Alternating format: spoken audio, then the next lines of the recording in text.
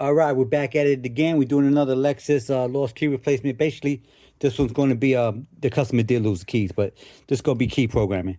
They send us these two keys, so we'll go ahead and program them in the system. And at that point, it'll be plug and play. So I'll come back on part two with everything programmed.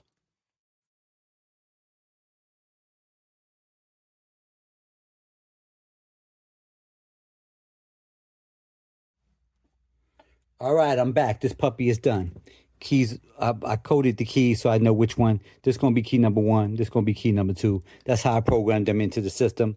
So at this point, it's just plug and play. Really not much to say about this.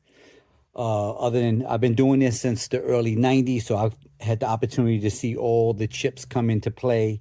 And I still use a lot of my old equipment for this stuff. So some of the newer equipment can't handle it. So I still use my old stuff. But you need my help, give me a call. I'll tell you what to send me, how long it's going to take, what it's going to cost. And that's about it. I'll go to the website, www.acmlocksmithgroup.com. I appreciate y'all. Catch y'all on the next one.